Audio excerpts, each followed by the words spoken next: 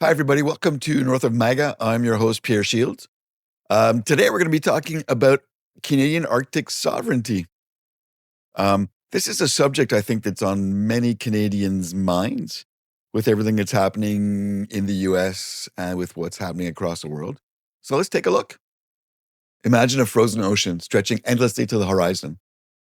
Beneath the shifting Arctic ice, a sleek submarine glides unseen. No ship on the surface knows it's there. That's the kind of power Canada wants for the next 3 decades. The ability to defend its sovereignty, not just from air or surface, but from deep beneath the ice. The Canadian Arctic is changing, ice is retreating, shipping lanes are opening, and rival powers are watching. Russia fields one of the most powerful submarine fleets in the world.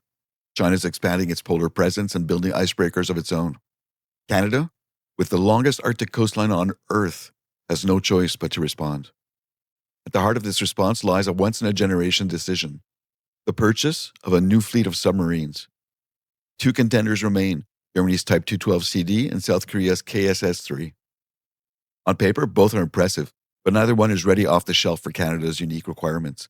Each must be Canadianized, modified to survive under ice, operate seamlessly with NATO, and serve Canada's national interests for decades to come.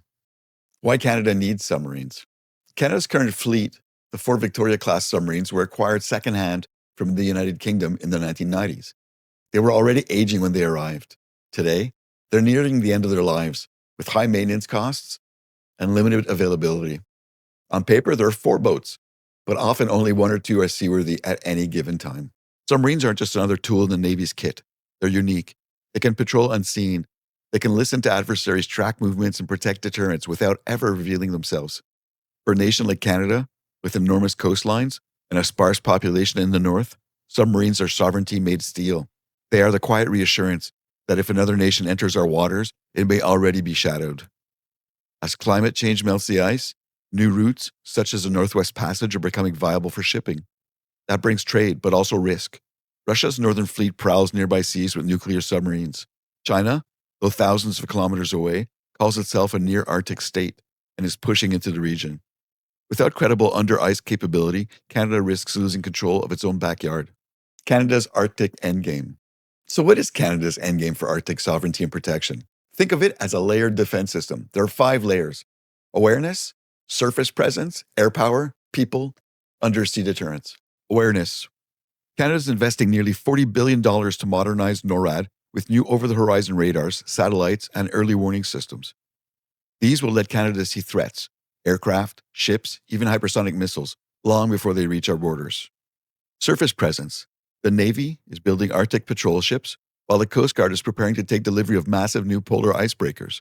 Together, these vessels ensure Canada has a visible year-round presence in the north. Air power. Canada is buying F-35 stealth fighters, P-8 Poseidon patrol planes, and long-range drones to extend its reach across Arctic skies and waters.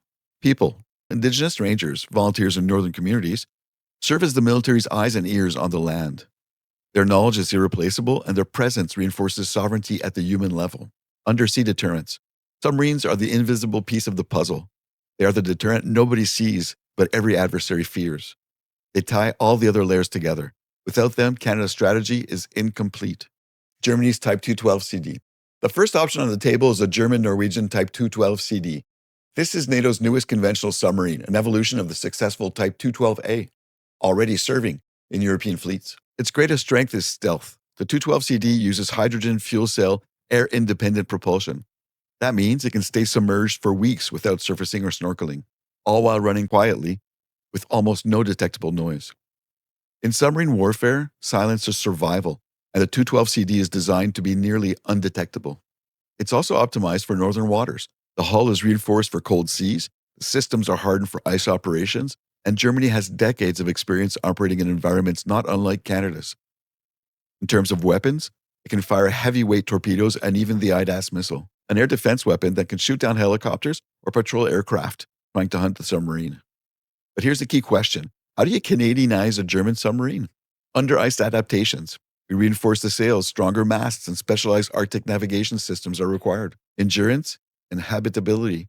Longer Canadian patrols mean more food storage, better climate control, and improved crew quarters in what is a compact hull. NATO interoperability. Already a strength, The 212CD is fully NATO standard. Industrial offsets. Germany would need to set up a Canadian support base with maintenance and training anchored in Canadian shipyards. Cost of Canadianization, roughly 250 to 400 million Canadian dollars per boat, on top of a base price of about 2 billion. Across 12 submarines plus facilities, the German path could cost total 35 to 38 billion dollars. The other option is South Korea's KSS-III, or Dosan-an Changul class. This submarine is larger, heavier, and more heavily armed than its German rival. KSS-III combines AIP with advanced lithium-ion batteries. This allows it to stay underwater for long stretches, recharge quickly, and deliver more power to its sensors and weapons. While the German boat is compact and stealth-focused, the Korean boat is ambitious and powerful. One of its standout features is its vertical launch system. The KSS-III can fire cruise missiles from beneath the surface, and in Korea's own Navy, it even has the option of carrying ballistic missiles. For Canada, that would mean a conventional submarine with strategic strike capabilities, something no NATO country currently fields in this class. But to serve Canada, the KSS-III would need Canadianization too. Under ice adaptation, reinforcing the hulls and masts, Arctic navigation systems, and cold weather modifications. NATO interoperability, certification for NATO torpedoes, communications, and sonar libraries, a major adaptation effort. Endurance and habitability. Its larger size is actually an advantage here, making it easier to add storage and improve crew comfort.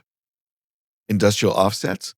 Hanwha has promised faster delivery, first sub by 2030, but must also commit to Canadian jobs and long-term maintenance. 2030, it's probably 2035, 2037. Cost of Canadianization, about 400 to 700 million Canadian dollars per boat, on top of a base price of about 1.5 billion. Across 12 boats plus infrastructure, the Korean path could total 30 to 33 billion dollars. Put the two boats side by side, and the difference is striking. The Type 212CD is smaller, stealthier, and already NATO-ready. Its Arctic capability is credible, but it offers less room and slower delivery. The KSS-III is bigger, more heavily armed, and promises faster delivery. Its batteries and missile systems are cutting edge, but Arctic performance is unproven and NATO compatibility will take work. When Canadianization costs are factored in, the gap narrows. Both end up in the $30 to $38 billion range for a 12-sub fleet, once all modifications and facilities are included. This choice is not just about submarines, it's about Canada's identity and alliances. Choosing Germany means reinforcing NATO ties, focusing on Arctic defense, and working closely with European allies. It means patience and a higher initial cost, but also proven reliability.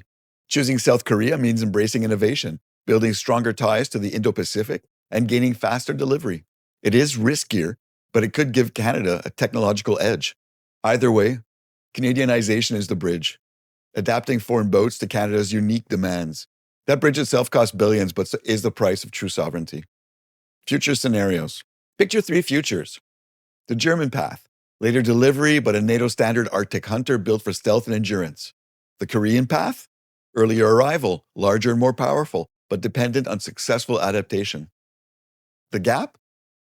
Political delays leave Canada without subs in the 2030s, forcing reliance on allies as Arctic competition intensifies. Conclusion. Canada's choice of submarine is about far more than hardware. It's about how we see ourselves in the Arctic, in NATO, and in the wider world. Germany offers reliability, stealth, and NATO compatibility, but requires patience. South Korea offers speed, innovation, and unmatched firepower, but requires adaptation. Both must be Canadianized, built to operate under ice, integrated into NATO, and supported by Canadian industry. The Arctic is changing. The great powers are watching, and Canada's decision will define its sovereignty at the top of the world for the next 30 years. Thanks for watching. This has been North of MAGA. I'm your host, Pierre Shields. If you found this breakdown helpful, please give it a like and subscribe for more deep dives on Canada, defense, and geopolitics. And I'd love to hear your take in the comments. Should Canada go with the German submarine, the South Korean submarine, or perhaps there's another alternative? Thanks so much. Go play outside.